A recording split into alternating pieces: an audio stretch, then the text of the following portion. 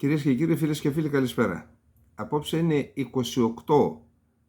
Δεκεμβρίου του 2023. Κάποιος φίλος έγραψε, δεν τα έχει καλά με τις ημερομηνίες. Εδώ πρέπει να ξέρετε ότι ο κορονοϊός επηρεάζει τα πάντα, έτσι. Εδώ σε κανονικές μέρες τα χάνουμε. Άρα ζητούμε κατανόηση. Λοιπόν, να ξεκινήσουμε με το θέμα του Επαμινών Δακοστέα, του επισμηναγού, του ήρωα που έπεσε χθες στη διάρκεια εκπαιδευτικής πτήσης στην Καλαμάτα.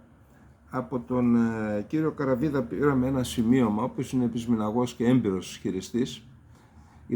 Η πρώτη εικόνα των ανθρώπων που βρέθηκαν στο δυστύχημα με την πτώση του ΤΑΒ-2 και τον θάνατο του επισμηναγού στην Καλαμάτα ήταν ότι αποκολλήθηκε κομμάτι από το αεροπλάνο, το οποίο χτύπησε την υπόλοιπη άτρακτο και μάλλον προς τα πίσω το ουραίο. Γι' αυτό το αεροπλάνο έχασε τον έλεγχο. Το παλικάρι δεν μπόρεσε να κάνει τίποτα, δεν πρόλαβε να κάνει τίποτα. Αυτό επιβεβαιώνεται από το γεγονός ότι αυτό το κομμάτι που αποσπάστηκε και χτύπησε το ουραίο το βρήκαν πολύ πιο μακριά από τα συντρίμμια του υπόλοιπου αεροπλάνου. Έκανε προσβολή, επιθετική προσβολή κατά πάσα πιθανότητα, και πάνω στην προσβολή έφυγε το κομμάτι από το αεροπλάνο και πιθανότητα γι' αυτό δεν πρόλαβε να κάνει χρήση του εκτινασσόμενου καθίσματος. Είναι άλλη μια εθνική απώλεια. Ένας χειριστής, επισμηναγός με 3.000 ώρες πτήσης,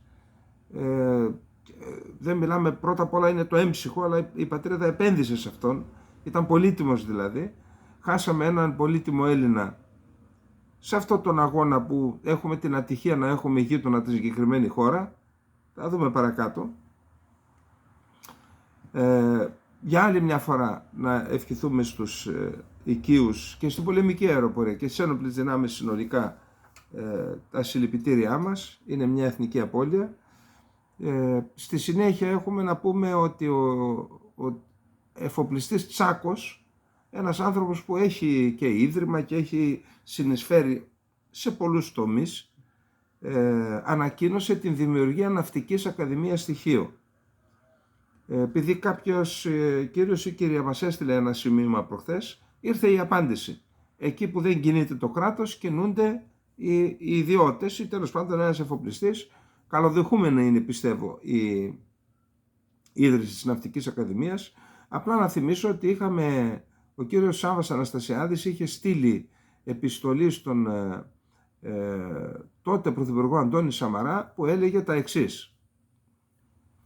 Ζητούσε από τον τότε Πρωθυπουργό Αντώνη Σαμαρά να γίνει ένα γραφείο του Πρωθυπουργού στο Καστελόριζο, που θα είναι επανδρωμένο φυσικά, όπου θα γίνονται νομίζω 3 ή 4 φορές το χρόνο, κάθε τρίμηνο, να γίνεται εκεί Υπουργικό Συμβούλιο στο Καστελόριζο, να είναι η έδρα, να έχει 2 έδρες του Υπουργείου Εμπορικής Ναυτιλίας, μόνιμη γραμματεία εκεί, και υποχρεωμένος ο Υπουργός να βρίσκεται εκεί τις μισές μέρες του μήνα.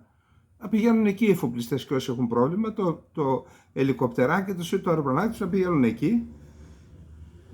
Και επίσης να ιδρυθεί μια σχολή λιμενοφυλάκων και μια σχολή εμπορικού ναυτικού, αυτή την ακαδημία που είπε ο κύριος Τσάκος, εκεί στο Καστελόριζο.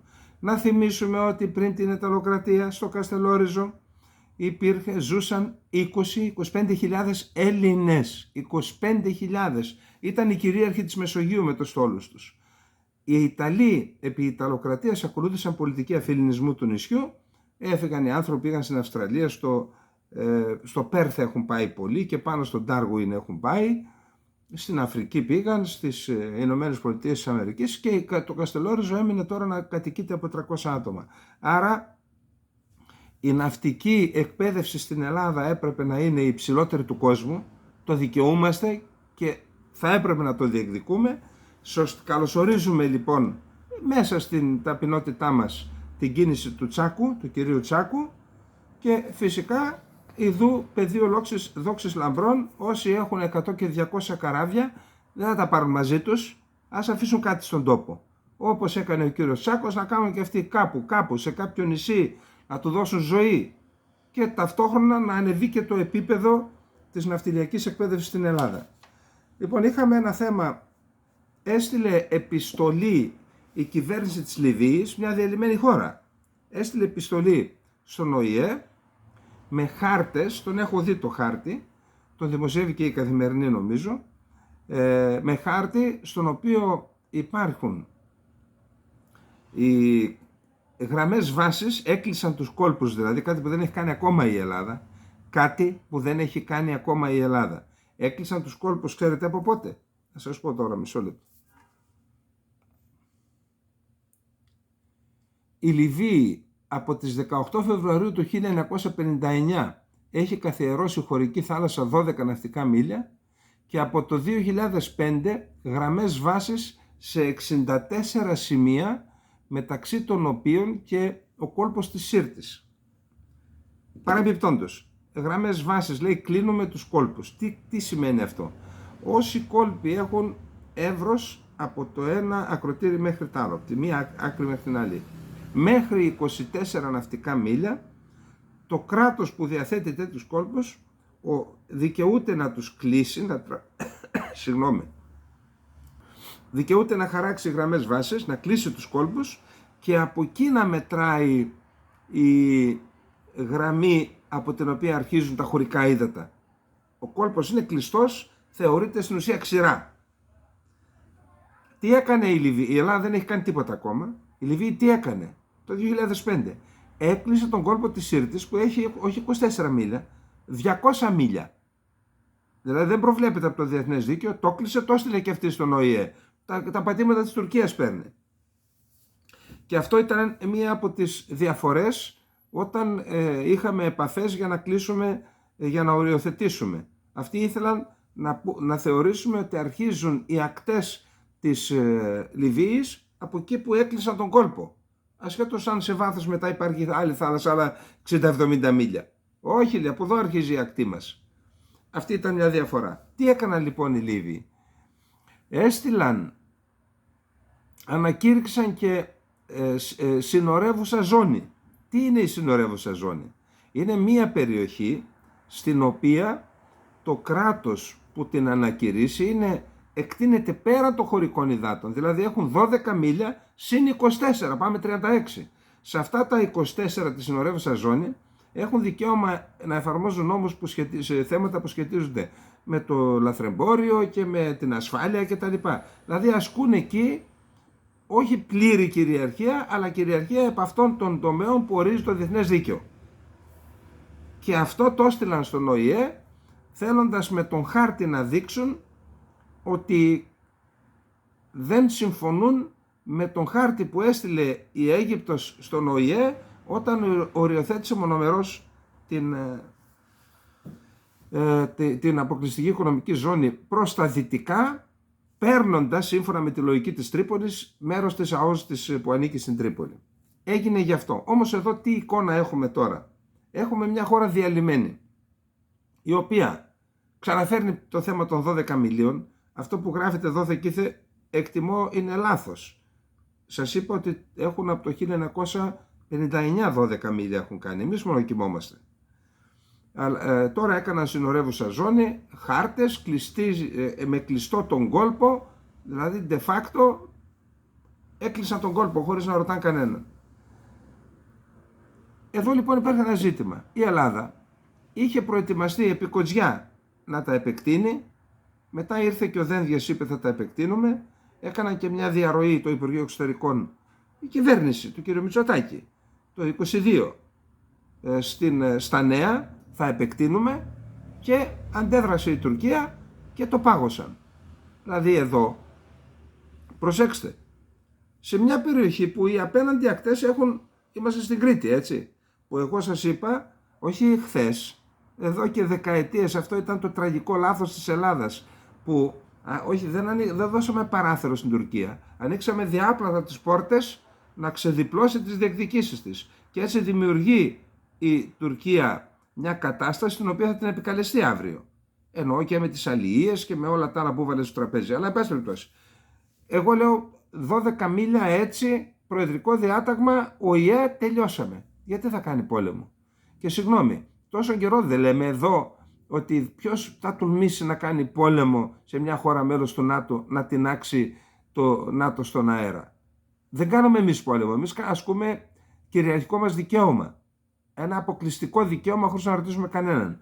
Η Τουρκία θα κάνει πόλεμο, αυτή θα υπομειστεί το βάρος. Ας γυρίσει λοιπόν το ΝΑΤΟ να την αποτρέψει τον πόλεμο. Γιατί εμείς να πληρώνουμε λοιπόν? Γιατί να πληρώνουμε? Πάμε λοιπόν τώρα να δούμε τι μας λέει η κυρία Αλεξία Τασούλη για το θέμα. Η ανακήρυξη στα 12 μίλια των χωρικών υδάτων της Λιβύης θύμισε την εκκρεμότητα που υπάρχει στη χώρα μας για την επέκταση των χωρικών υδάτων στα 12 ναυτικά μίλια νότια της Κρήτης, με τον Πρωθυπουργό να έχει στο σιρτάρι του εισηγήσεις από το Υπουργείο Εξωτερικών για να προχωρήσει σε αυτή την πολιτική κίνηση. Ο Κυριάκος Μητσοτάκης έχει το δικαίωμα αυτό, αφού η Ελληνική Βουλή ψήφισε τον Ιανουάριο του 2021 τον νόμο για επέκταση των χωρικών υδάτων στο Ιόνιο μέχρι το ακροτήριο Τέναρο της Πελοποννήσου. Όμως, προσέξτε, σε εκείνο το νόμο που ψήφισε και έχει φέρει την υπογραφή και του Κυριάκου Μητσοτάκη ως Πρωθυπουργού και των συναρμοδίων υπουργών, προσέξτε τι αναφέρεται. Καταρχάς, το έγγραφο της κυβέρνησης της Τρίπολης που κατέθεσε στον ΟΗΕ και που δημοσίευσε η Καθημερινή, όπως είπαμε, αποτελεί ένα ακόμα διπλωματικό όπλο απέναντι στην Αίγυπτο, χώρα με την οποία η Λιβύη διαφωνεί ως προς την οριοθέτηση. Ανάλογο διπλωματικό χαρτί είναι για την Ελλάδα η επέκταση των χωρικών υδάτων νότια της Κρήτης. Το Υπουργείο Εξωτερικών, σε συνεργασία με το Υπουργείο Εθνικής Άμυνας, έχει εκπονήσει 12 χάρτες με όλες τις πιθανές εκδοχές σχετικά με την επέκταση των χωρικών υδάτων στα 12 μίλια νοτίως της Κρήτης.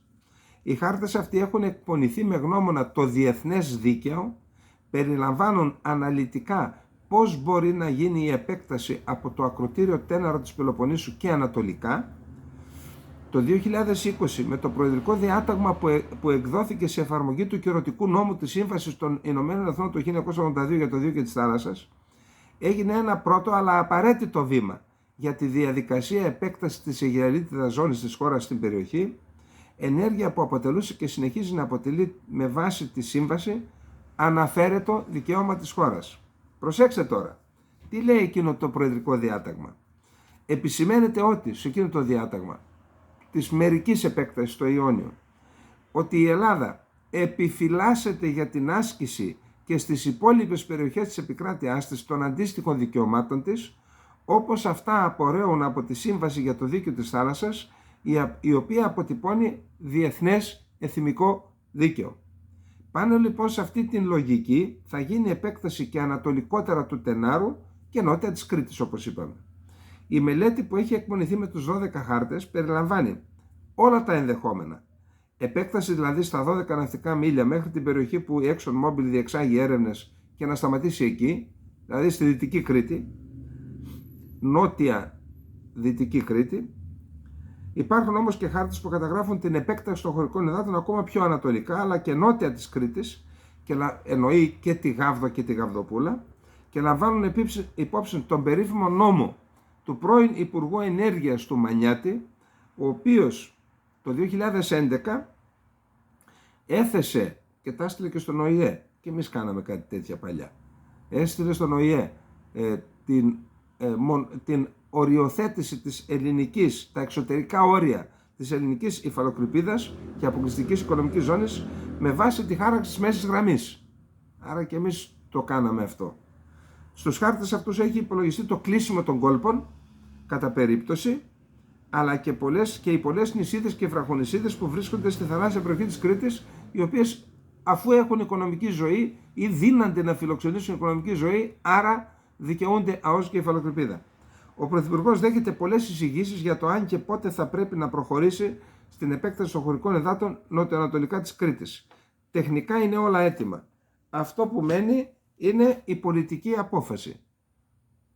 Εντάξει, δεν θέλουμε να προδικάσουμε τίποτα, αλλά πόσες πιθανότητες μπορούμε να δώσουμε με βάση αυτά που βλέπουμε? Η Ελλάδα τώρα να προχωρήσει στην επέκταση των χωρικών υδάτων στα 12 μίλια, έστω νότια της Κρήτης, τη στιγμή που δεν το έκανε σε άλλες εποχές. Τώρα που μπήκαμε στα μέλια και στα σερμπέτια με την Τουρκία, υπάρχει περίπτωση να γίνει κάτι τέτοιο? Για να δούμε. Εμείς θα το χειροκροτήσουμε.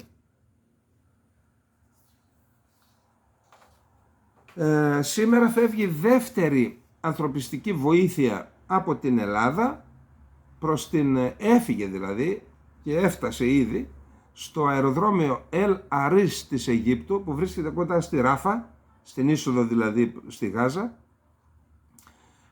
Θα έλεγα ότι είναι μια σημαντική και συμβολική και σημαντική κίνηση. Το φορτίο το προσφέρουν οι μη κυβερνητικές οργανώσεις Γιατροί του Κόσμου και International Humanitarian Aid Foundation και είναι μια πλήρως εξοπλισμένη μονάδα υποδοχής και βασικής περίθαλψης ασθενών, καθώς και στο φορτίο υπάρχουν και είδη υγιεινής και φάρμακα και πρώτων βοηθειών. Αυτή η μεταφορά έγινε από αεροσκάφος κάργο μέσω Στάνδης στο πλαίσιο της κοινής ευρωπαϊκής αερογέφυρας Humanitarian Air Bridge της Ευρωπαϊκής Ένωσης. Την προηγούμενη φορά είχαμε στείλει στις 6 Νοεμβρίου 2024 φαρμακευτικό υλικό και ιατρικό υλικό για τους αμάχους στη Γάζα. Αυτά είχαμε ως πρώτο θέμα. Να περάσουμε στο δεύτερο θέμα, που είναι οι θέματα που αφορούν την Κύπρο. Ένας από τους ευρωβουλευτές της Κύπρου είναι ο Κώστας Μαυρίδης. Ο Κώστας Μαυρίδης ανήκει στο Δημοκρατικό Κόμμα του Τάσου Παπαδόπουλου, τώρα του γιου του Νικόλα. Δεύτερη θητεία διάγει ως ευρωβουλευτής, από ό,τι διαβάζω θα είναι και τρίτη. Επειδή μιλάω με ανθρώπους από το Ευρωκοινοβούλιο και επιστημονικούς συνεργάτες, μου έχουν πει ότι ίσως είναι ένας από τους καλύτερους ευρωβουλευτές, όχι μεταξύ Ελλάδας και Κύπρου, στο σύνολο του Ευρωκοινοβουλίου. Συνεπέστατος, αγωνιστικός και έχει θάρρος να υπερασπίζεται τα εθνικά συμφέροντα της Κύπρου και της Ελλάδας, να στυλιτεύει τις βαρβαρότητες της Τουρκίας και να στέκεται δίπλα στον αρμενικό και στον κουρδικό λαό. Θα έλεγα ότι θα πρέπει να αποτελέσει υπόδειγμα για τους επόμενους ευρωβουλευτές που θα μπουν στη Βουλή, ανεξαρτήτως κομμάτων, είτε από την Ελλάδα είτε από την Κυπριακή Δημοκρατία. Λοιπόν, να δούμε λοιπόν τι μας λέει ο κύριος Μαυρίδης Καλά, είναι εξωφρενικά τώρα, θέλει και... Πώς τα λένε αυτά τα χάπια, τα περίεργα που σε κάνουν να ηρεμείς. Λέει λοιπόν ο κύριος Μαυρίδης: στην πολιτική κρινόμαστε για την διορατικότητά μας. Ο σφετερισμός κατεχομένων περιουσιών, ιδιωτικών ελληνοκυπριακών περιουσιών ή κρατικής γης δεν ξεκίνησε σήμερα, αλλά εδώ και δεκαετίες. Προσωπικά ασχολούμαι με το θέμα για δεκαετίες, θέτοντας προτάσεις και μέτρα σε διαδοχικές κυβερνήσεις Κυπριακής Δημοκρατίας. Σήμερα, αφού χτίστηκε ολόκληρη πολιτεία με ξενοδοχεία, σπίτια, δρόμους και άλλες υποδομές στην κατεχόμενη περιοχή του Τρικόμου, για τα οποία το Κυπριακό κράτος είχε γνώση, όπως δηλώνει ο κυβερνητικός εκπρόσωπος, οι συσκέψεις συνεχίζονται με την κυβέρνηση να παρακολουθεί στενά. Τρεχαγύρευε. Οι κυβερνήσεις στην Κύπρο αλλάζουν, αλλά η προσέγγιση παραμένει αναλύωτη και ανεπίδεκτη μαθήσεως. Παραθέτουμε αυτούσιο άρθρο του Μαυρίδη από το Δεκέμβριο του 2020. Ακούστε. Το Δικαστήριο της Ευρωπαϊκής Ένωσης, το ΕΔΑΔ είναι άλλο και ανήκει στο Συμβούλιο της Ευρώπης. Μιλάμε για το Δικαστήριο της Ευρωπαϊκής Ένωσης. Είχε εκδώσει μία απόφαση σταθμό το 2009. Το Δικαστήριο της Ευρωπαϊκής Ένωσης λοιπόν, επικυρώνοντας απόφαση Κυπριακού Δικαστηρίου, αποφάσισε οριστικά και τελεσίδικα ότι η ανέγερση οικοδομής από το ζεύγος των Βρετανών Όραμς στην κατεχόμενη περιουσία του Αποστολίδη στη Λάπιθο ήταν παράνομη, έπρεπε να κατεδαφιστεί και η περιουσία να παραδοθεί στον νόμιμο Ελληνοκύπριο ιδιοκτήτη. Μιλάμε απόφαση σταθμός, τεινάζει στον αέρα την κατοχή. Από πολιτικής άποψης κατοχυρώθηκε πλήρως το περιουσιακό δικαίωμα με βάση αυστηρά το κτηματολόγιο της Κυπριακής Δημοκρατίας. Οτιδήποτε άλλο κρίθηκε παράνομο παρά την τουρκοβρετανική συνεργασία. Ούτε η παρέλευση του χρόνου επηρέασε, ούτε η ηλικία του ιδιοκτήτη, ούτε υπήρξε αναφορά σε δικαιώματα χρήστη ή σε άλλο ένδικο μέσον. Παραδείγματος χάριν, Επιτροπή Αποζημιώσεων που λειτουργήσε το ψευδοκράτος. Αυτά είναι παραμύθια. Το Δικαστήριο της Ευρωπαϊκής Ένωσης τα καθάρισε αυτά. Εκδικάζοντας βάσει του συνόλου της Ευρωπαϊκής Νομοθεσίας, κοινοτικού δικαίου, το Δικαστήριο της Ευρωπαϊκής Ένωσης αποφάσισε οριστικά ότι οποιαδήποτε παρέμβαση στην κατεχόμενη περιουσία του Ελληνοκύπριου ιδιοκτήτη συνιστά παρανομία. Η πολιτική σημασία της απόφασης υπήρξε τόσο μεγάλη ώστε, καλά, δεν θα πιστέψετε αυτά που θα ακούσετε. Η Τουρκία παρενέβη στα Ηνωμένα Έθνη για να απαλληφθεί αναφορά στη συγκεκριμένη δικαστική απόφαση, η οποία περιλαμβανόταν στην εξαμηνιαία έκθεση του Γενικού Γραμματέα του ΟΗΕ για την Κύπρο. Το έγραψε ο Γενικός Γραμματέας και τι λέει η Τουρκία? Βγάλ' το από την έκθεσή σου.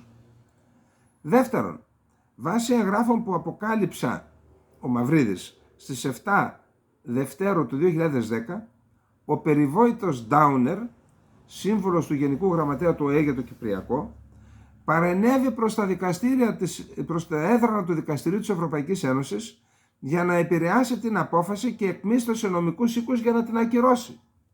Δηλαδή ακούστε τι έκανε ο ξεφτυλισμένος. Τώρα συγγνώμη για την έκφραση και γιορτιάτικα. Υπάρχει ένα δικαστήριο. Υπάρχουν δικαστές που δικάζουν και αυτός ο ξεφτυλισμένος, ο οποίος πήρε από τον ΟΗΕ εντολή, από το Γενικό Γραμματέα του ΟΗΕ, να είναι σύμβουλός του για το Κυπριακό, να τηρεί τα ψηφίσματα του Συμβουλίου Ασφαλείας του ΟΗΕ, ο ξεφτυλισμένος αυτός πλήρωσε λεφτά του ΟΗΕ, νομικούς συμβούλους, για να επηρεάσει το αποτέλεσμα και να ανατρέψει την απόφαση. Γιατί σας λέω, υπάρχει συμπαιγνία και στην Αθήνα και στη Λευκοσία και στο Λονδίνο και στην Ουάσιγκτον και στη Νέα Υόρκη για την νομιμοποίηση της κατοχής. Κανένας στην ουσία δεν θέτει θέμα παράνομης κατοχής στην Κύπρο. Κανένας. Αν την είχαν θέσει εδώ, οι δικαστές είχαν τα κάκαλα και το έκαναν εδώ. Ξένοι δικαστές. Εδώ τι κάνουν οι δικοί μας?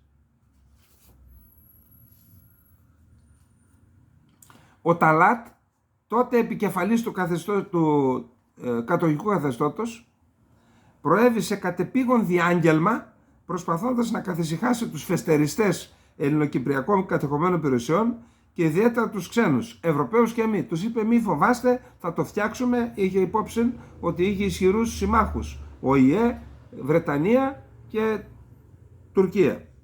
Η απόφαση του Δικαστηρίου της Ευρωπαϊκής Ένωσης αποτελεί την πλέον ξεκάθαρη νομική κατοχήρωση του δικαιώματος περιουσίας με αυτονόητη πολιτική σημασία. Μάλιστα, επειδή δέσμευσε οριστικά όλα τα κράτη-μέλη της Ευρωπαϊκής Ένωσης με αυτή την απόφαση, η ανάδειξη της απόφασης θα λειτουργούσε και ως ανάχωμα στις παράνομες επεμβάσεις σε ελληνοκυπριακές κατεχόμενες περιουσίες.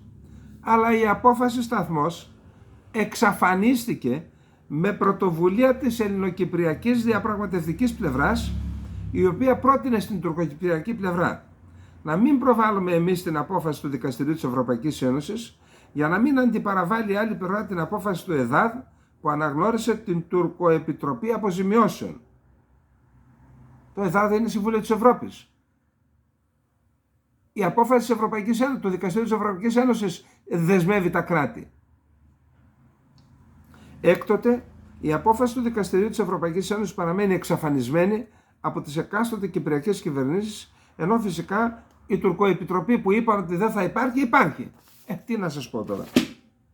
Συνοπτικά, όλοι οι παρανοούμοντες στα κατεχόμενα θορυβήθηκαν, αλλά οι κυπριακές κυβερνήσεις με τους διαπραγματευτές στο Κυπριακό φρόντισαν να τους καθησυχάσουν, αποσιωπώντας την απόφαση εντός και εκτός Κύπρου, ενώ συνεχίζουν να παρακολουθούν την κατάσταση, προσδοκώντας τη σωστή επίλυση του Κυπριακού. Αν θέλετε να δείτε γιατί πηγαίνουν στραβά τα πράγματα στα εθνικά μας θέματα, είτε αυτό είναι το βορειοϊπειρωτικό, είτε είναι το Αιγαίο, είτε είναι οι Θράκοι που αφήνουν τους πράκτορες της Τουρκίας να δρουν χωρίς να τους κάνουν ένα οικονομικό έλεγχο κατά τον, πώς το λέγανε, τον Αλ Καπόνε. Έλα εδώ εσύ, τι είσαι ψευδομουφτής, εντάξει, πώς ζεις, πες μας πώς ζεις. Έχεις αυτοκίνητο, πήγες εκεί, αγόρασες αυτό, έκανες εκείνο εκεί. Ο άλλος ο πράκτορας, τους ξέρουμε τους πράκτορες, έναν. Και αυτοί που νομίζουν ότι δεν ξέρουμε, ξέρουμε και αυτούς που νομίζουν ότι δεν τους ξέρουμε. Τους ξέρουμε όλους, έναν. Διεύθυνση, τηλέφωνο, ονοματεπώνυμο και τι κάλτσα φοράνε και τι σόβρακο. Γιατί λοιπόν δεν γίνεται μια κίνηση με αυτούς και τους αφήνουν? Γιατί επικρατεί τέτοια νοοτροπία. Στο Αιγαίο τα ίδια, με τους ψαράδες τα έχουμε πει, ότι μου έχουν πει λιμενικοί, όχι ένας, όχι ένας. Όχι ένας, επαναλαμβάνω. Μάλιστα ένας παραιτηθής. Μου λέει εγώ, έλα να στα πω εγώ. Ήταν στις Κυκλάδες, έμπαινε ο Τούρκος ο ψαράς στα χωρικά ύδατα της Ελλάδας. Εμείς λέει ήμασταν στο σκάφος, παίρναμε το λιμενάρι και λέγαμε το υπαριθμό τάδε ελευτικό, τουρκικό ελευτικό με τουρκική σημαία είναι στα ελληνικά χωρικά ύδατα, ψαρεύει. Δώστε μας εντολές, να το συλλάβουμε. Περιμένετε οδηγίες. Έπαιρνε στην αίθουσα επιχειρήσεων, η αίθουσα επιχειρήσεων έλεγε μην τον πειράζετε, δεν τον πειράζουμε. Και έτσι κατοχυρώνουν οι Τούρκοι σε εισαγωγικά δικαιώματα αλληλείας στο Αιγαίο. Άντε μετά πάει να κάνεις 12 μίλες. Αφού και τα 6 αμφισβητούν έτσι, με αυτόν τον τρόπο. Και φυσικά στην Κύπρο τα ακούσατε. Τα ακούσατε από τα πιο έγκυρα χείλη. Αυτή είναι η κακοδαιμονία της ελληνικής εξωτερικής πολιτικής. Ένα σχέδιο, ένα εθνικό σχέδιο είναι δύσκολο να το καταρτήσετε. Τι θέλουμε ως έθνος? Τι θέλουμε, πού θέλουμε να πάμε την Ελλάδα? Γράψτε το σε ένα χαρτί, να εμπνευστεί ο λαός, να ξέρουν, να έχουν μπούσουλα όλοι όσοι ζουν σε αυτή τη χώρα ή υπερασπίζονται αυτή τη χώρα και την Κύπρο, από οποιαδήποτε μετερίζει. Του αστυνομικού, του αξιωματικού, του λιμενικού, να ξέρουν που πηγαίνουν. Ποιος το έλεγε αυτό? Ο Καριωτάκης? Στα σκοτεινά πηγαίνουμε, στα σκοτεινά προχωρούμε. Οι ήρωες προχωρούν στα σκοτεινά. Αυτή είναι η κατάσταση στην Ελλάδα. Έπεσαν οι τόνοι λόγω του κορονοϊού, πρέπει σιγά σιγά να τα... Λοιπόν, μια περίεργη κατάσταση, ενώ η Μελώνη είναι αναφανδόν υπέρ του Ισραήλ, δηλώνει ότι είναι αναφανδόν υπέρ του Ισραήλ, από το καλοκαίρι η κυβέρνησή της, το Υπουργείο Εξωτερικών δηλαδή της Ιταλίας, δεν δέχεται ως πρέσβη του Ισραήλ στην Ρώμη τον δήμαρχο μιας πόλης παράνομου οικισμού, μιας πόλης επίκων στα κατεχόμενα της Δυτικής Όχθης, η οποία έχει και 40.000 κατοίκους. Τι γίνεται, σε ξένη γη έχτισαν μια πόλη 40.000 κατοίκων, δεν μιλάει κανένας? Αυτές οι κινήσεις δηλαδή δεν αποτελούν τροφοδότη του μίσους στον Παλαιστινιακό λαό, και έτσι είναι και λείπασμα για να μας βγαίνουν οι Χαμάς και ξέρω εγώ οι Τζιχάντ και οποιοδήποτε άλλο? Σε ξένη γη, σε ξένη γη, κατεχόμενοι. Τους Τούρκους κατηγορούμε τώρα. Εκεί τι κάνουμε, κλείσουμε τα μάτια? Εν πάση περιπτώσει, το Ισραηλινό Υπουργείο Εξωτερικών πρότεινε τον Ιούλιο τον Μπένι Κασριέλ, δήμαρχο της Μααλέ Αντουμίμ, πόλη που βρίσκεται κοντά στην Ιερουσαλήμ, για να διαδεχθεί τον Άλον Μπαρ, έναν διπλωμάτη καριέρας που αναμένεται να συνταξιοδοτηθεί το καλοκαίρι του 2024. Ο Μπένι Κασριέλ, 72 ετών, δήμαρχος από το 1992 αυτού του εβραϊκού οικισμού που αριθμεί σχεδόν 40.000 κατοίκους και ηγείται του τοπικού παρατήματος του δεξιού κόμματος Λικούντ του πρωθυπουργού Μπεντζαμίν Νετανιάχου. Από το 1999 έως το 2001 ο Κασριέλ προείδρευσε στο Συμβούλιο Γεσά, που είναι ένας οργανισμός ο οποίος εκπροσωπεί τους εβραϊκούς οικισμούς που οικοδομήθηκαν σε παλαιστινιακά εδάφη. Η εμπειρία και οι μοναδικές ικανότητες του θα βοηθήσουν στην προώθηση της συνεργασίας μεταξύ των δύο εθνών μας σε θέματα ασφάλειας και περιφερειακής σταθερότητας, αλλά και σε θέματα οικονομίας και ενέργειας και προστασίας των ανθρωπίνων δικαιωμάτων. Για πέστε το και αυτό, γιατί δεν το λέτε. Είχε δηλώσει ο Ισραηλινός Υπουργός Εξωτερικών Ελί Κοέν, ανακοινώνοντας τον Κασριέλ ως νέο πρέσβη του εβραϊκού κράτους στην Ιταλία.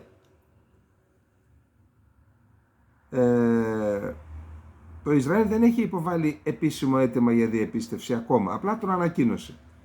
Αλλά οι Ιταλικές αρχές έχουν στείλει μηνύματα και λένε ότι δεν είναι κατάλληλος αυτός, δεν τον θέλουμε στην ουσία. Το Ισραηλινό Υπουργείο Εξωτερικών αρνήθηκε να σχολιάσει το θέμα μετά από ερώτηση του Γαλλικού Πρακτορείου. Επίσης να πούμε ότι η Ρώμη είναι υπέρ της ίδρυσης δύο κρατών. Δεν ξέρω εγώ, μου φάνηκε περίεργο πάντως αυτή η άρνηση της Ρώμης. Δεν θα την περίμενα. Χθες ο Αμπντάλα ήταν στο Κάιρο. Αυτές οι δύο χώρες είναι κρίσιμες γενικώς για το Παλαιστινιακό. Να πούμε ότι μέχρι το 1967 τα εδάφη, τη Δυτική Όχθη που κατέχει σήμερα το Ισραήλ, ήταν υπό την διαχείριση της Ιορδανίας. Και η Ιερουσαλήμ και το Οικουμενικό Πατριαρχείο. Ακόμα τώρα το Οικουμενικό Πατριαρχείο νομικά νομίζω ότι έχει 2 έδρας, έχει ρόλο τέλος πάντων μέχρι σήμερα το Βασίλειο της Ιορδανίας. Αυτές οι 2 χώρες λοιπόν, η Ιορδανία καταρχάς έχει 2,2 εκατομμύρια Παλαιστίνιους πρόσφυγες κοντά στα σύνορα με τη Δυτική Όχθη. Και είναι οι χώρες οι οποίες δέχονται πιέσεις να αποδεχθούν την εγκατάσταση στο έδαφος τους των 2,3 εκατομμυρίων κατοίκων της Γάζας, για να έχουμε την εθνοκάθαρση της Γάζας. Πήγε λοιπόν ο Αμπντάλα εκεί, είχαν σύνοδο κορυφής Αμπντάλα και Σίση. Ο Σίση είναι και νεοβαπτισμένος, αναβαπτισμένος και εκλέχθηκε πρόσφατα. Μετά τη σύνοδο λοιπόν κορυφής, ο βασιλιάς της Ιορδανίας Αμπντάλα και ο πρόεδρος της Αιγύπτου Σίση διεμήνεσαν ότι απορρίπτουν οποιαδήποτε κίνηση του Ισραήλ που στοχεύει στην εκδίωξη των Παλαιστινίων από τη λωρίδα της Γάζας στη Δυτική Όχθη και από τη Δυτική Όχθη. Θέλουν να καθαρίσουν και τα 2. 2 σε 1 και να προσαρτήσουν πλέον και τη Δυτική Όχθη και τη Γάζα. Τέλος πάντων, οι 2 ζήτησαν να υπάρχει κατάπαυση του πυρός, αλλά η Αίγυπτος επιμένει, επανέρχεται με το σχέδιο πρόταση πλαίσιο για τον τερματισμό της αιματοχυσίας, το οποίο έχει, λέει, 3 φάσεις, όπως δήλωσε σήμερα ο επικεφαλής της κρατικής υπηρεσίας ενημέρωσης της Αιγύπτου, Ντιά Ρασουάν. Να θυμίσουμε ότι είχε πάει ο Ισμαήλ Χανίγια στην Αίγυπτο, εκεί του δώσαν, το έδωσε σε όλους. Έχει, όπως είπαμε, διάφορα στάδια, 3 φάσεις, προβλέπει κυβέρνηση τεχνοκρατών, προβλέπει χορήγηση ασυλίας και ακαταδίωκτου στα μέλη της Χαμάς και της Τζιχάν, προβλέπει την διενέργεια εκλογών, προφανώς χωρίς τη συμμετοχή της Χαμάς και της Τζιχάν, και προσέξτε, για πρώτη φορά, αν είναι αλήθεια αυτά που διαρρέουν οι αξιωματούχοι εκεί στην Αίγυπτο, για πρώτη φορά ο Χανίγια φαίνεται να το συζητάει το θέμα, ενώ ο Σινουάρ, που είναι αυτός που τρώει και το ζόρι, ο Χανίγια είναι σε 5 στην Τόχα, ο Σινουάρ είναι μέσα στη Γάζα, ο Σινουάρ φαίνεται να το έκοψε. Εν πάση περιπτώσει, το γεγονός ότι υπάρχει ένα σχέδιο στο τραπέζι είναι θετικό, είναι τέλος πάντων ελπιδοφόρο. Είχαμε απάντηση από τους Ισραηλινούς και από τον ίδιο τον Νετανιάχο. Χθες είπαμε ότι ο Ερντογάν τον είπε, τι διαφέρεις εσύ από τον Χίτλερ. Και τώρα λέει, Χίτλερ είσαι εσύ, του λέει ο άλλος.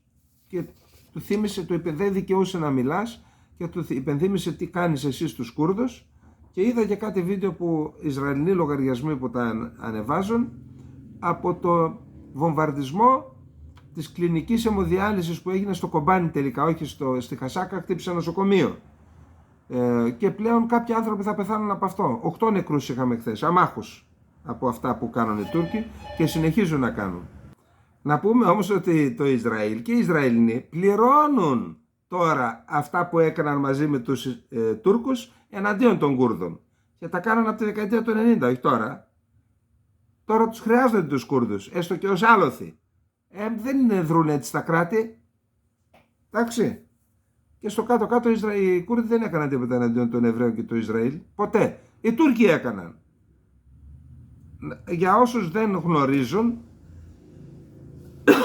παρότι είχαν ιδιαίτερες σχέσεις, είχαν διωγμούς Εβραίων και στη Θράκη, στην Ανατολική Θράκη και στην Αδριανούπολη και στις 40 εκκλησίες νομίζω. Μην τα ξεχνάμε αυτά. Λοιπόν, στην κεντρική Γάζα πλέον επικεντρώνονται οι στρατιωτικές επιχειρήσεις του Ισραήλ, όπως δήλωσε σήμερα ο Ισραηλινός στρατός, ενώ την ίδια στιγμή υπάρχουν εκκλήσεις και ο ίδιος ο Μακρόν τώρα ζήτησε κατάπαυση του πυρός. Είπαμε ότι το είπε της Γαλλίας, τώρα και ο ίδιος ο Μακρόν. Επίσης, ο Ισραηλινός στρατός πολλαπλασίασε τις επιδρομές του σε μεγάλες πόλεις της κατεχόμενης Δυτικής Όχθης, ιδίως στη Τζενίν και στη Ραμάλα, όπου είναι και η έδρα της Παλαιστινιακής Αρχής.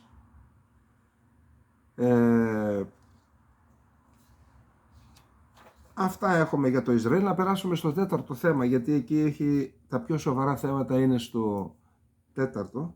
Πάμε. Το Ισραήλ απείλησε χθες, 27/12, το Ιράν απείλησε το Ισραήλ με απευθείας ενέργειες από το μέτωπο της αντίστασης μετά το θάνατο τη Δευτέρα του στρατηγού Ραζί Μουσαβί, ο οποίος είπαμε ότι ήταν παλιός συνεργάτης του Κασίμ Σουλεϊμάνι, του ανθρώπου που έχτισε όλο αυτό το δίκτυο του άξονα της αντίστασης, πώς το λένε, σε Λίβανο, Ιράκ, Συρία, Ιεμένη, Γάζα. Τον σκότωσαν προχθές οι Ισραηλινοί. Ήταν ο άνθρωπος που διοικούσε όλες αυτές τις ομάδες στην περιοχή και ήταν ο σύνδεσμος με το κράτος της Συρίας. Γι' αυτό λοιπόν απειλούν με απευθείας ενέργειες από το μέτωπο της αντίστασης. Την ίδια στιγμή ο αρχηγός του Γενικού Επιτελείου Εθνικής Άμυνας Χερτσί Χαλεβί του Ισραήλ ανέφερε ότι οι άνδρες του βρίσκονται σε πολύ υψηλό επίπεδο προετοιμασίας για την εξάπλωση των μαχών στο βορρά, στο Λίβανο δηλαδή, όπου ο Λίβανος ιδιαίτερα μετά το θάνατο του Μουσαβί έχει αυξήσει την ένταση και περιμένουν προφανώς το Ισραήλ ότι η απάντηση του Ιράν θα είναι δια του Χεσμολά. Τώρα, έχουμε μία σημαντική οπισθοδρόμηση του ελέγχου αμερικανικών εταιρεών σε φυσικούς πόρους του Ιράκ, πετρέλαιο, φυσικό αέριο. Το Ιράν συμφώνησε να βοηθήσει το Ιράκ να κατασκευάσει τα διυλιστήριά του και οι δύο χώρες θα επενδύσουν σε κοινά κοιτάσματα φυσικού αερίου και πετρελαίου για να εκτοπίσουν αμερικανικές εταιρείες. Ένας στέλεχος των Χούτι από την Ιεμένη έστειλε μια φωτογραφία από το πλοίο Galaxy Leader που έχει κατασχεθεί από τους Ανσαρουλάχ, από τους Χούτι. Ο πρωθυπουργός του Ιράκ, Μοχαμάντ Σία Αλ Σουντάνι, δήλωσε ότι η Βαγδάτη κινείται προς τον τερματισμό της παρουσίας του διεθνούς συνασπισμού στη χώρα. Ο Σουντάνι καταρχάς, εξ όσων γνωρίζω, έχει άριστες σχέσεις με τους Αμερικανούς και με τη CIA. Άριστες. Τώρα δέχεται πιέσεις, γιατί? Διότι αυτός είναι Σουνίτης, εξ όσων γνωρίζω, δεν είμαι σίγουρος, αλλά για τις σχέσεις είμαι σίγουρος. Δέχεται από τους Ιήτες όμως απίστευτες πιέσεις μετά τις 3 αεροπορικές επιδρομές που έκανε χθες η Αμερική εναντίον στρατοπέδων της Χασδισάμπι. Χασδισάμπι είναι ένας συνασπισμός παραστρατητικών οργανώσεων που έχουν νομιμοποιηθεί και ανήκουν πλέον στο Υπουργείο Εσωτερικών του Ιράκ, οι οποίες χρηματοδοτούνται και καθοδηγούνται από το Ιράν, την Τεχεράνη. Άλλο θέμα. Τι να κάνουμε, έτσι είναι τα πράγματα εκεί, Μέση Ανατολή είναι. Επειδή λοιπόν δέχεται πίεση τώρα, σου λέει διώξε στους 2.500 Αμερικανούς που είναι σε βάσεις αμερικανικές μέσα στο Ιράκ, και το δήλωσε αυτό. Η Ισλαμική αντίσταση στο Ιράκ, αυτό είναι σημαντικό, προσέξτε, ανακοίνωσε ότι κτύπησε το κέντρο τεχνικής κατασκοπίας, υποκλοπών δηλαδή, που διατηρεί το Ισραήλ βορειοανατολικά του Ερμπίλ στο Ιράκ. Αυτό το έλεγαν οι Τούρκοι, ότι υπάρχει, οι Τούρκοι έδωσαν, καλά και οι Ιρανοί έχουν πληροφορίες εκεί, και κτύπησαν τους Ισραηλινούς στην περιοχή της Ερμπίλ, που έχουν εκεί μια βάση κατασκοπίας, λέει, μάλλον υποκλοπών. 10 πύραυλοι εκτοξεύτηκαν από τον νότιο Λίβανο προς τις Ισραηλινές θέσεις στην περιοχή του οικισμού Σάσα στην Άνω Γαλιλαία, και άλλοι 2 πύραυλοι έπεσαν στην πόλη Κυριάτ Σιμώνα, η οποία είναι πάνω στα σύνορα Ισραήλ και Λιβάνου. Η Ισραηλινή εφημερίδα Γεντεόθ Αχαρνότ, η Ισραηλινή εταιρεία ηλεκτρισμού, ανακοίνωσε ότι το Ισραήλ πρέπει να προετοιμαστεί για την ημέρα που οι συγκρούσεις στο βορρά με τον Χεσμολάχ του Λιβάνου θα επεκταθούν και οι Ισραηλινές εγκαταστάσεις συμπεριλαμβανομένων των σταθμών φυσικού αερίου και ηλεκτροπαραγωγής θα στοχοποιηθούν, γιατί αυτό θα οδηγήσει σε οικονομική καταστροφή τη χώρα. Οι ΗΠΑ απέτυχαν να σταθεροποιήσουν την κατάσταση στην Ερυθρά Θάλασσα και να πείσουν τα καράβια να περνούν με ασφάλεια για να πηγαίνουν να περνούν από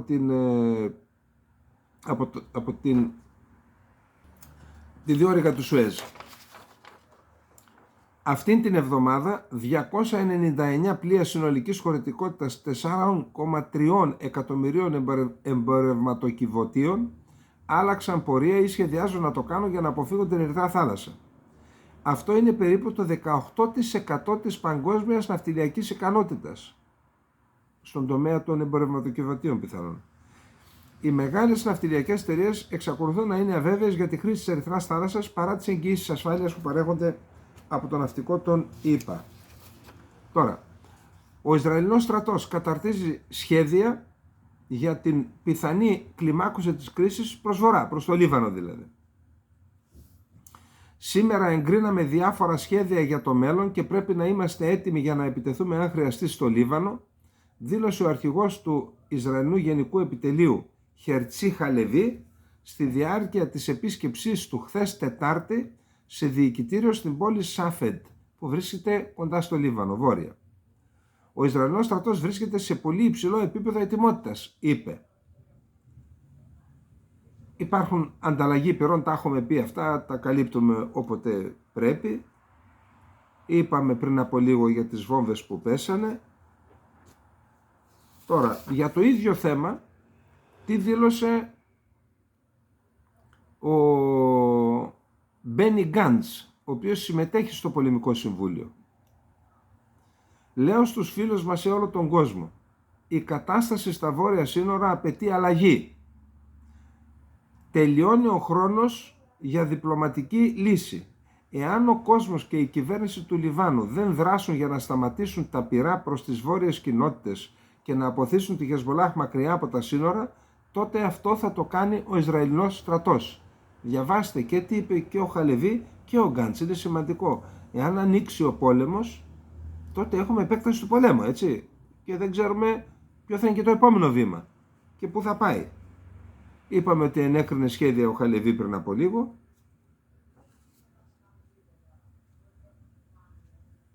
Αυτά, δεν έχει τίποτα άλλο από αυτό. Να δούμε τώρα. Έχουμε και την ένταση μετά τον Μουσαβί, να δούμε το στρατηγό Μουσαβί πώς θα δράσει το Ισραήλ.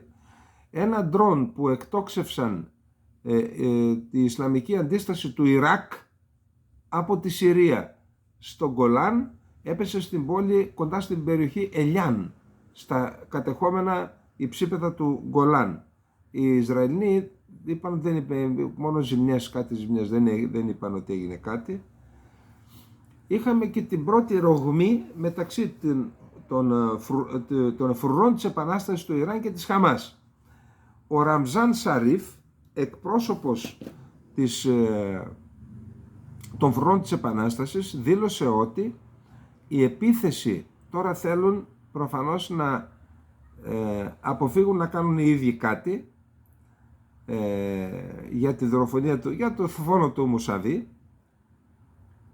Λέει λοιπόν ότι η επίθεση της Χαμάς της 7ης Οκτωβρίου ήταν μια απάντηση στη δολοφονία του Κασίμ Σολεϊμάνι που έγινε το 2020 στο αεροδρόμιο της Βαγδάτης που είπαμε, φεύγοντας με το αεροφτοκίνητο έφαγε την μπόμπα. Βγήκε λοιπόν ο εκπρόσωπος των ενόπλων δυνάμεων του στρατού της Χαμάς και ξέρετε τι είπε? Δεν είναι έτσι, λέει. Εμείς την επίθεση την κάναμε για να υπερασπιστούμε το τέμενος Αλαξά. Άρα αδειάζουν τους φρουρούς της Επανάστασης. Ας το κρατήσουμε και αυτό.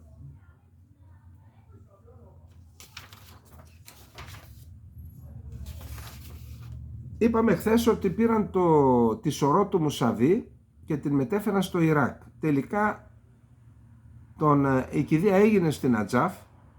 Η Νατζάφ είναι η ιερή πόλη όπου βρίσκεται και ο τάφος του Αλή. Ο Αλή είναι ο αρχηγός του Σιητισμού. Και όχι μόνο αυτό, μετά την πήγαν και στην Κερμπέλα, που είναι τα μαυσολεία των Ιμάμιδων Χουσεΐν και Αμπάς, που και αυτοί είναι ιερά πρόσωπα για τους Σιήτες και τους Αλεβίτες. Εκεί λοιπόν είναι προφανές τώρα, για να τα πηγαίνουν στους δύο ιερότερους τόπους του σιητισμού. Θέλουν να φανατίσουν τον κόσμο και ο κόσμος του Ιράν είναι φανατισμένος ήδη. Τώρα θέλουν να φανατίσουν και τον κόσμο του Ιράκ και έτσι μπορούμε να ερμηνεύσουμε και τη δήλωση του Σουντάνη, του Πρωθυπουργού του Ιράκ, ο οποίος είπε θα διώξω όλες τις δυνάμεις του συνασπισμού. Δεν θα υπάρχουν ξένες δυνάμεις μέσα στο Ιράκ δηλαδή. Αυτό θα είναι μια τεράστια ανατροπή για την περιοχή και μια πολύ μεγάλη ήττα για τις ΗΠΑ. Θα δούμε που θα μείνουν μετά. Θα πάνε όλοι στο Ροζάβα, θα δούμε. Τώρα τι να πούμε εκεί. Η απάντησή μας στη δολοφονία του Μουσαβί θα είναι ένας συνδυασμός άμεσης δράσης και άλλων ενεργειών εκ μέρους του μετώπου της αντίστασης, είπε σήμερα ο εκπρόσωπος των φρουρών Ραμζάν Σαρίφ, σύμφωνα με το πρακτορείο Μέχρ.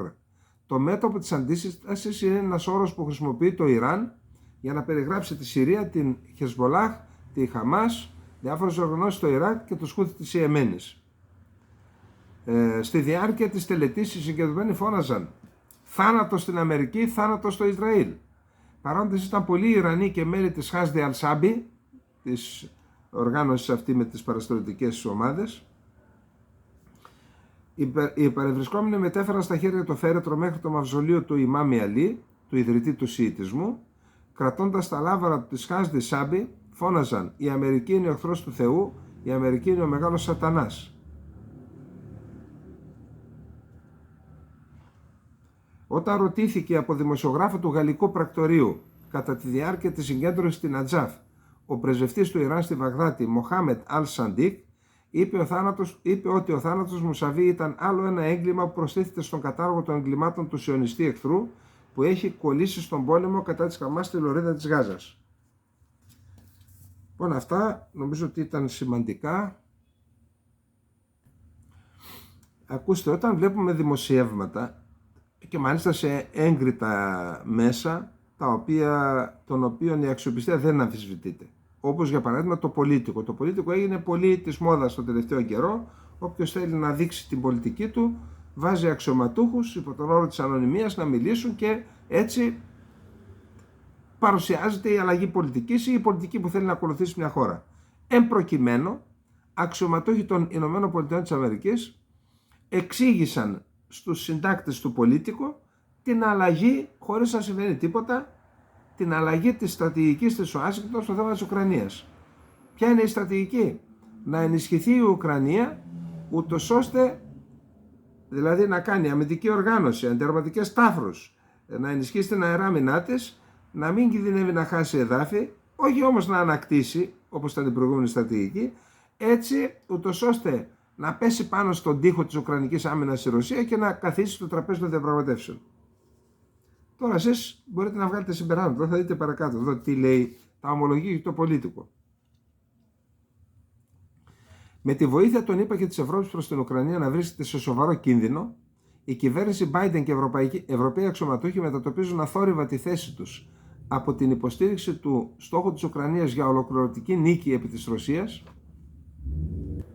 στη βελτίωση της θέσης της σε μια ενδεχόμενη διαπραγμάτευση για τον τερματισμό του πολέμου. Από εκεί που λέγαμε ολοκληρωτική νίκη μέχρι τελευταίο εκατοστό να το ανακτήσεις, τώρα είναι βελτίωση της θέσης σε μια ενδεχόμενη διαπραγμάτευση για τερματισμό του πολέμου. Σύμφωνα με το ίδιο άρθρο που επικαλείται Αμερικανούς αξιωματούχους στην Ουάσιγκτον, όπως τα είπαμε δηλαδή, μια τέτοια διαπραγμάτευση πιθανότητα θα σήμαινε παραχώρηση τμήματων της Ουκρανίας στη Ρωσία. Ο Λευκός Οίκος και το Πεντάγωνο επιμένουν δημόσια ότι δεν έχουμε αλλαγή. Ωστόσο, Ουκρανοί, Αμερικανοί και Ευρωπαίοι αξιωματούχοι συζητούν τώρα την αναδιάταξη των δυνάμεων του Κιέβου μακριά από την αποτυχημένη αντεπίθεση του Ζελένσκι σε μια ισχυρότερη αμυντικά θέση κατά των ρωσικών δυνάμεων στα ανατολικά. Ενίσχυση συστημάτων αεράμινας, οχυρώσεις, αντιαρματικά εμπόδια, τάφρη και να ενισχυθεί και η αμυντική βιομηχανία, γιατί δεν θα μπορούμε να σας δίνουμε. Δηλαδή βγάζουν την ουρά τους απ' έξω από αυτό το παιχνίδι οι Αμερικανοί. Αν τα βγάλουν οι Αμερικανοί θα το βγάλουν και οι Ευρωπαίοι. Το Πολίτικο αναφέρει ότι μεγάλο μέρος αυτής της στρατηγικής τροφής προς την άμυνα στοχεύει στη στήριξη της θέσης της Ουκρανίας σε οποιαδήποτε μελλοντική διαπραγμάτευση. Αυτή ήταν η θεωρία μας για το ουκρανικό ζήτημα σε όλη τη διάρκεια Μόνο ο τρόπος με τον οποίο τελειώνει τελικά αυτός ο πόλεμος είναι μέσω διαπραγματεύσεων. Δήλωσε ο αξιωματούχος του Λευκού Οίκου. Αυτή ήταν, λέει. Θέλουμε η Ουκρανία να είναι ισχυρή όταν έρθει η ώρα.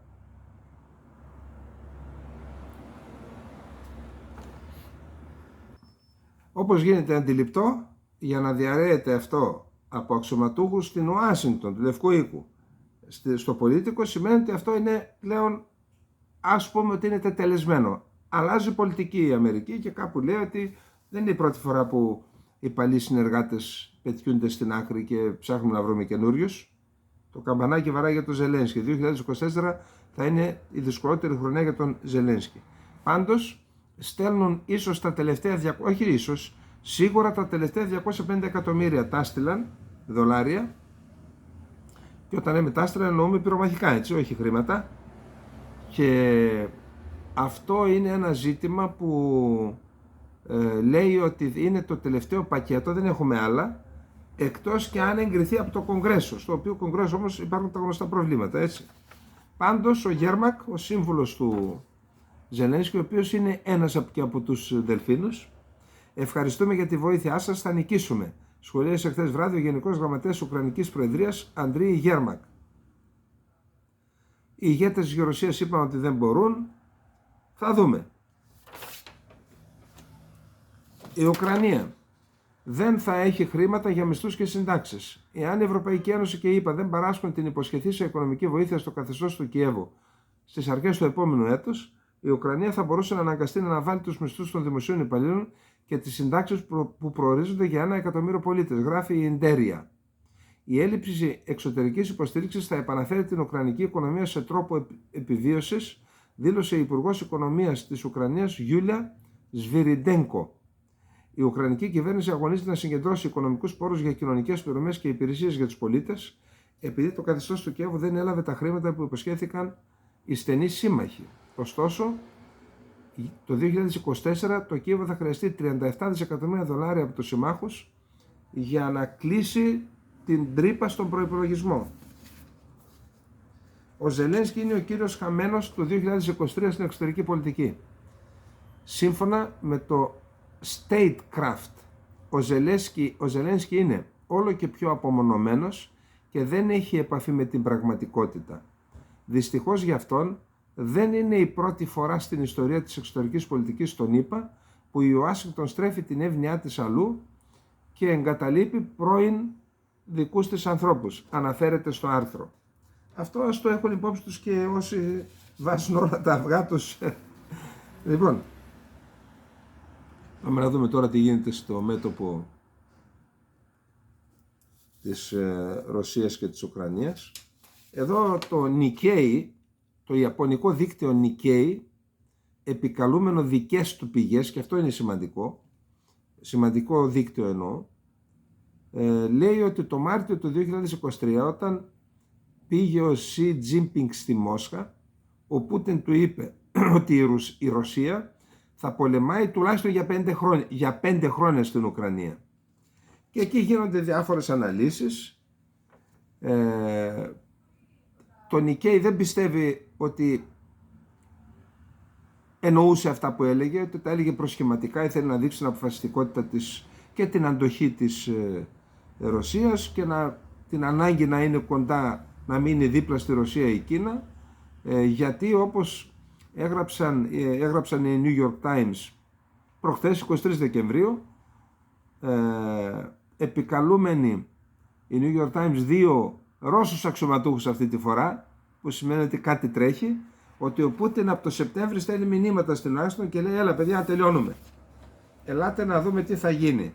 Και πιθανότατα αυτή η αλλαγή της στρατηγικής της Αμερικής να έχει σχέση και με τα μηνύματα που στέλνει ο Πούτιν. Δηλαδή στα βαθιά κανάλια μπορεί να έχουν βρει έναν ελάχιστο κοινό τόπο για να αρχίσουν οι συζητήσεις και μετά από αυτό ακολουθούν οι αλυσιδωτές αντιδράσεις που φτάνουν μέχρι και στα μηνύματα προς την Ουκρανία μέσω του πολίτικου. Παιδιά, ξεχάστε ότι χάσατε, προσέξτε να μην χάσετε άλλα και ελάτε βρείτε τα τώρα. Χάσετε τη χώρα σας, την καταστρέψατε, 6-7 εκατομμύρια άνθρωποι έφυγαν στο εξωτερικό, για τις επόμενες 2 γενιές η Ουκρανία θα πληρώνει τα σπασμένα και να δούμε τι θα γίνει και με τις άλλες επαρχίες που τις έδωσε ο Στάλιν δώρο στην Ουκρανία. Μήπως τη ζητήσει πίσω και η Ουγγαρία και η Ρουμανία και η Λιθουανία ένα κομμάτι και η Πολωνία. Αυτά στα ποντιακά οι παλαιοί έλεγαν που κοινωνίζοντες κάθεται θα μάεται οντασκούτε. Που σημαίνει όποιος δεν έχει προνοητικότητα έρχεται αντιμέτωπος με το διαμερισμό της χώρας του. Αυτό μας αφορά όλους. Ρωσία. Οι Αρτιόμ Καμαρντίν και Γεγκόρ Στόβμπα, ποιητές και οι δύο, είχαν συλληφθεί το Σεπτέμβριο του 2022 για συμμετοχή σε δημόσια ανάγνωση στη Μόσχα στην πλατεία Τριουμφάλναγια, κοντά στο μνημείο του ποιητή Βλαντιμίρ Μαγιακόφσκι, το οποίο μάλιστα ήταν και σημείο συνάντησης διαφωνούντων την περίοδο της Σοβιετικής Ένωσης. Εκεί έκαναν απαγγελίες ποιημάτων. Κατά την δημόσια ανάγνωση, ο Καμαρντίν απήγγειλε ένα ποίημα. Το σκότωσέ με πολιτοφύλακα, πολύ εχθρικό απέναντι στους φιλορώσους αποσχιστές της Ανατολικής Ουκρανίας. Ρώσοι, ας το φιλορώσοι τώρα. Την επόμενη μέρα μπούκαραν στο σπίτι του, ό,τι κάνει ο Ερντογάν δηλαδή, έκαναν και οι Ρώσοι. Μπούκαραν στο σπίτι του, λέει ο ίδιος ότι ξυλοκοπήθηκε και βιάστηκε με αλτήρα από αστυνομικούς. Στους δύο ποιητές, σε βάρος των οποίων είχε αρχικά ασκηθεί δίωξη για υποκίνηση σε μίσος, στη συνέχεια απαγγέλθηκαν κατηγορίες για δημόσια αιτήματα για τη διάπραξη ενεργειών κατά της ασφάλειας του κράτους. Τέλος πάντων, ένα θέμα το οποίο αναδείχθηκε και επειδή αφορά ανθρώπινα δικαιώματα, το λέμε κι εμείς. Και να πάμε στο τελευταίο μας θέμα, το οποίο είναι και το κερασάκι στην τούρτα που έβαλαν οι Ευρωπαίοι στο μεταναστευτικό, όχι εμείς, δεν το βάζουμε.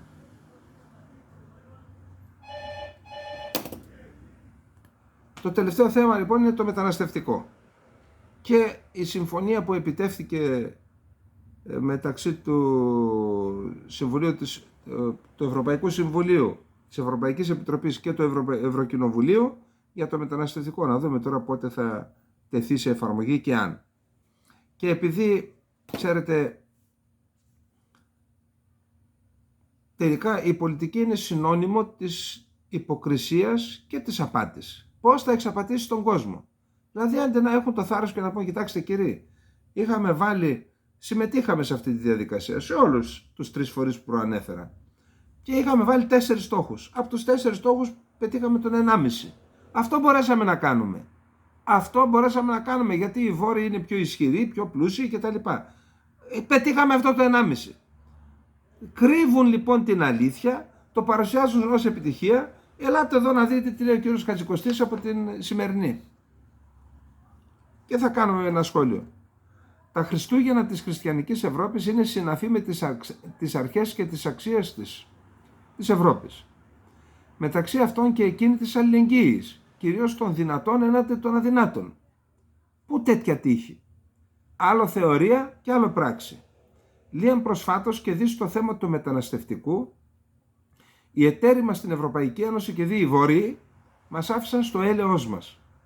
Η πλειοψηφία των εταίρων μας έχουν ανταλλάξει την αλληλεγγύη τους και την υποχρέωσή τους για μετεγκατάσταση μεταναστών έναντι 20.000 ευρώ το κεφάλι. Δηλαδή, ενώ λέει ότι θα γίνεται η κατανομή και σου πέφτουν εσένα Πολωνία 30.000, θα δίνεις 30.000 επί 20.000 ευρώ, πόσο βγαίνει 6 εκατομμύρια, πάρτα Ελλάδα και σκάσε και μη μιλάς. Αυτό είναι. Δηλαδή, τι είναι αυτό το πράγμα τώρα. Και όποιος ακούει ότι για κάθε άτομο, για κάθε κεφάλαιο όπως λέει, πέφτουν 20.000 το χρόνο, σου λέει θα πάω εκεί και να μην πάω στην Ευρώπη θα έχω 20.000 το χρόνο. Τώρα δεν δίνονται στους ανθρώπους, δίνονται για στέγαση και σύντηση και τα λοιπά. Αλλά όποιος ακούει πλέον γίνεσαι ελκυστικός προορισμός. Πού είναι η λύση του προβλήματος. Εν ολίγης, θα μας πληρώνουν για να διατηρούν το πρόβλημα στην Κύπρο και στην Ελλάδα ζωντανό. Διότι στη δική μας περίπτωση της Κύπρου, το ζήτημα δεν είναι μόνο οικονομικό, αλλά το πώς θα μειωθούν οι ροές και πώς θα είναι δυνατόν να απορροφηθεί από τις πλούσιες χώρες και τους ανθρωπιστές εταίρους μας αριθμός μεταναστών επειδή δεν αντέχουμε. Πνιγόμαστε. Οι εταίροι μας αγοράζουν τον πελά χωρίς εμείς να αναπνέουμε. Εκείνοι εξαγοράζουν λοιπόν το πρόβλημά τους, το εξαγοράζουν με λεφτά και εμείς δεν παίρνουμε ανάσα. Όταν μάλιστα οι ξένοι ακούν ότι η Ευρωπαϊκή Ένωση πληρώνει 20.000 ευρώ το κεφάλι για όσους θα μπορούσαν να μετεγκατασταθούν σε άλλη ευρωπαϊκή χώρα, γιατί να μην επιλέξουν ως πρώτη χώρα εισόδου την Κύπρο ή την Ελλάδα? Με άλλα λόγια, συνεχίζουμε να είμαστε αποκλεισμένο νησί, για την Κύπρο λέει, αφού είμαστε εκτός Σέγγεν λόγω κατοχής και ελκυστικός προορισμός. Εκτός λοιπόν από τα μέτρα που θα πρέπει να λάβουμε μόνοι μας, η κυβέρνηση οφείλει να στήσει πόδι εντός της Ευρωπαϊκής Ένωσης, διότι πρόκειται για θέμα επιβίωσης που συνδέεται με τον Αττήλα. Και συμβαίνει αυτό αφού το 75% των μεταναστευτικών εισρώων προέρχονται από την Τουρκία μέσω κατεχομένων, χωρίς η άγκαιρα να εφαρμόζεται η Συμφωνία Επανεισδοχής με την Κυπριακή Δημοκρατία για να μπει τέλος στο νέο Ιωνί απικισμό. Και ρωτώ, αυτά τα στοιχεία, έτσι τα ψυχρά στοιχεία, πάρε τις καταστάσεις, πήγαινε τα στην Ευρώπη και πες κύριε, το 75% μου τους στέλνει η Τουρκία. Δεν μπορεί να φύγουν από την Τουρκία να πάνε στα κατεχόμενα χωρίς έλεγχο. Τους στέλνει η Τουρκία να πάνε στα κατεχόμενα και από τα κατεχόμενα να περάσουν σε μένα. Εδώ λοιπόν υπάρχει ένα ζήτημα, όχι υβριδικός πόλεμος για 900 άτομα που είπε η Φινλανδία, μια αχανής χώρα. Μιλάμε μια τόσο κατεχόμενη χώρα και στέλνει χιλιάδες η Τουρκία. Δεν έπρεπε να το θέσει η Ελλάδα αυτό? Αντί να σφινταγκαλιαζόμαστε με τον Ερντογάν που θα μας πάει στον πάτο αυτή η αγκαλιά, δεν έπρεπε να τα θέτουμε αυτά τα θέματα και η Κύπρος και η Ελλάδα? Γιατί και σε εμάς τα ίδια κάνει. Ανταυτού επενούμε την Τουρκία. Θα επανέλθω στο θέμα. Θα επανέλθω και να πάνε να κρυφτούν οι υπεύθυνοι. Να ψάχνουν τρύπα να κρυφτούν. Τρόποι αντιμετώπισης της κατάστασης υπάρχουν και δι μέσω της οικονομικής στήριξης των 2 δις ευρώ προς την Τουρκία από την Ευρωπαϊκή Ένωση. Ερώτημα. 2 δις τις δίνουν λέει τώρα. Δεν το ξέρω. Γιατί η κυβέρνηση δεν συνδέει το θέμα αυτό με την εφαρμογή της συμφωνίας για την επανεισδοχή, εφόσον είναι θέμα συναφές με το μεταναστευτικό? Τι φοβάται? Ότι θα χαλάσει το καλό κλίμα εν ώψη της αύξησης της απεσταλμένης του Γενικού Γραμματέα του ΟΗΕ, ή ότι θα παρεξηγηθούν οι εταίροι μας επειδή δεν θα συμπεριφερθούμε αλληλέγγυα προς την κατοχική Τουρκία? Δυστυχώς, όσες προσευχές και δεήσεις και αν γίνουν στον ύψιστο λόγο εορτών, όπως τα πράγματα εξελίσσονται, ούτε αυτό το μεταναστευτικό, ούτε από το μεταναστευτικό, ούτε από την κατοχή θα απαλλαγούμε σύντομα. Διότι είχαν δίκιο οι αρχαίοι ημών πρόγονοι, συν Αθηνά και χείρα εκείνη. Λοιπόν, εδώ τι λέτε λοιπόν? Γιατί τους αφήνουμε? Γιατί αφήνουμε αντί την Τουρκία να τη θέσουμε πρώτον ευθυνών της, να την εκθέσουμε στα μάτια της Ευρωπαϊκής Ένωσης, να την πιέσει, της δίνουμε λεφτά, συνεχίζει να κάνει τα ίδια και στην Ελλάδα και στην Κύπρο, και όχι μόνο αυτό, πηγαίνουν και δικοί μας υπουργοί στην Τουρκία και την επενούν που έχει πολλούς πρόσφυγες. Θα σας το πω το σχέδιο της Τουρκίας με τους πρόσφυγες στο έδαφος της. Μας το αποκάλυψε ευτυχώς ο Σοηλού. Γιατί τους έχουν όλους αυτούς εκεί. Εντάξει, άλλο ένα έγκλημα ετοιμάζουν. Λοιπόν, αυτά είχαμε για απόψε. Να είστε όλοι και όλοι καλά. Και όσο περνάει ο καιρός, αναλαμβάνουμε τις δυνάμεις μας και ερχόμαστε δυναμικότεροι. Λοιπόν, καληνύχτα, να είστε καλά.